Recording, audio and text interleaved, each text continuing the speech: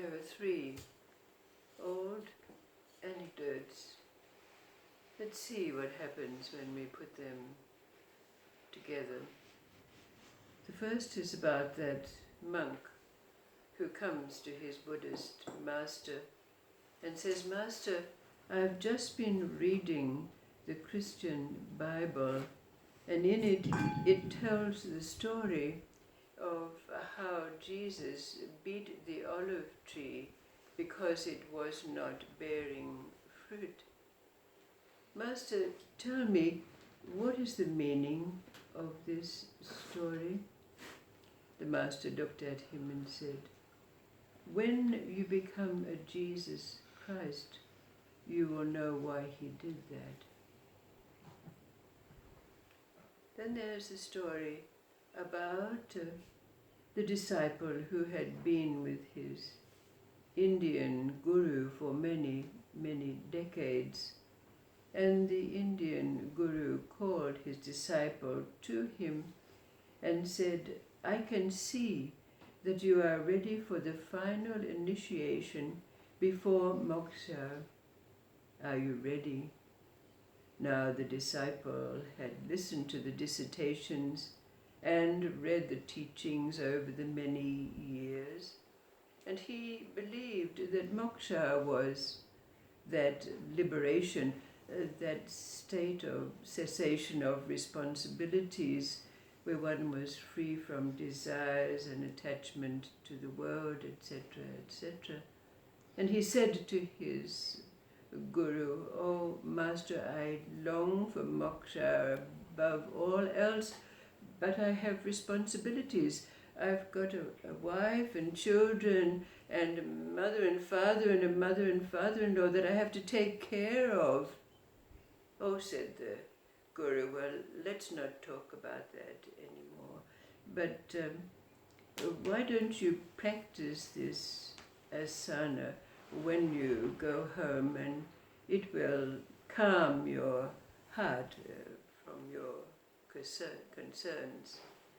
So when the disciple went back to his home, he immediately went into the position that was taught to him, which required his limbs to be put out in all directions. But as soon as he got into this asana position, his breathing ceased, and it appeared as though he was dead. So when his wife came in, she saw him in this state, and putting her head to his lips found that he was not breathing, and she began to wail and weep, "My husband has died, my husband has died." And of course all her lamentations brought the neighbors from near and far, and they began to wail too. But of course then they had to go along with the procedures that were the customs in those days, which was to take the body outside and bathe it in milk. But of course when they tried to get him out of the door, his legs and arms in so many directions, he just wouldn't fit out of the doorway. So the neighbors got together to discuss what they could do, and the neighbors were saying, "Well, I'll go back and get my axe and we'll just chop down the doorway so that we can get him out." But then the wife immediately stopped her weeping and wailing. She said, "No, this is my house. I've got my children and my mother and my father and my mother-in-law and my father-in-law. You can't chop down our house. He's dead. Chop off his arms and his legs." So of course our disciple, who heard everything that was going on, immediately came out of his asana position and got up and walked out of the house, leaving them all to it, and went back to his guru and said, "Guru, I'm ready for that initiation." Then finally there's that story about Jesus Christ and his disciple SimonPeter when they were on a pilgrimage, and along the way, when they were walking along the road, they came to a farmer whose wagon had lost its wheel and all the produce had been spread all all over, and there was the farmer kneeling beside the roadside with tears running down his face, lamenting his fate. Oh God, I've been a good man all my life, and I've prayed to you and done all of those things that have been said that we should do when we're pious and good beings. And please, please, I beseech you, what is it that I'm not doing right? And so it went on. And SimonPeter said to Jesus, let's go and help. And Jesus turned to SimonPeter and said, keep walking. And so Jesus would not allow SimonPeter to stop and help this farmer in his importuning to God.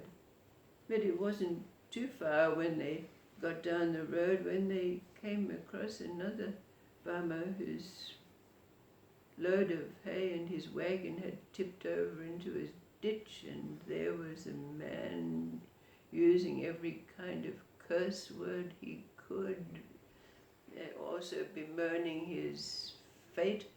And immediately Jesus Christ dragged SimonPeter off to the side of the road to help him to put the wagon right, and the old farmer started to abuse them round him. Mind your own frickin' business, get out of here, what are you trying to do? Go, using every time a curse word that he could. Mind your own business, get on your way.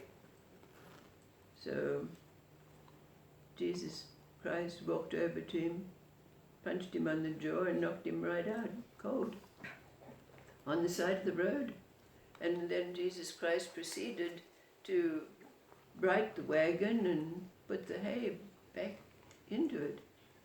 And after this, they left the man lying in the ditch and went on their way. But of course, when they got down the road and arrived at the place that they were going to stay for the evening, SimonPeter couldn't help himself. He said to Jesus, Master, please, won't you please tell me, why is what you did today, why was it you did not help this pious, God-fearing man, and then you helped this man who is obviously had no fear of God at all?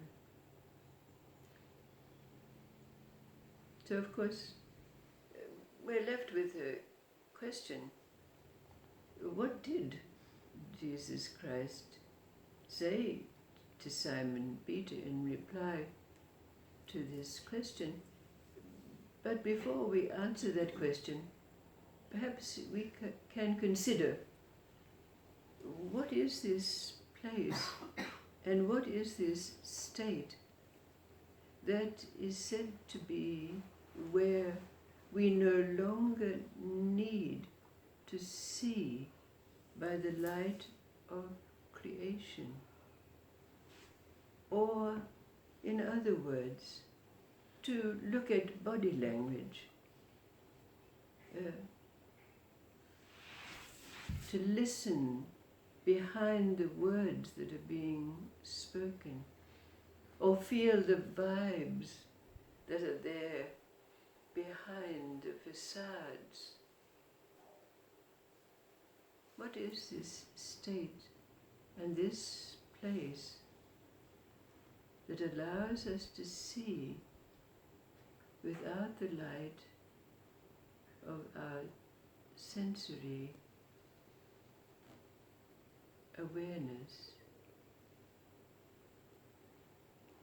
Where are we? And what is the fear that is stopping us from claiming it?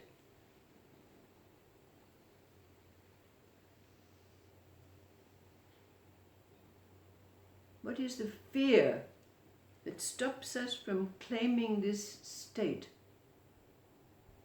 Like in this story, the belief that moksha, liberation, cessation, puts us out of life.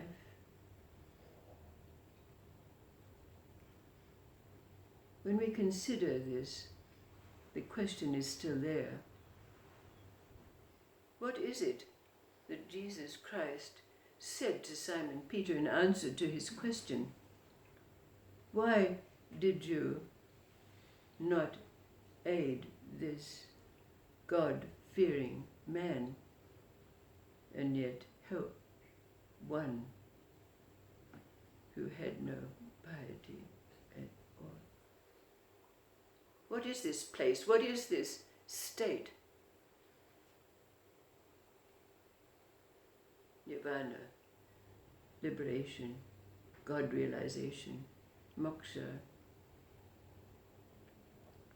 cosmic consciousness.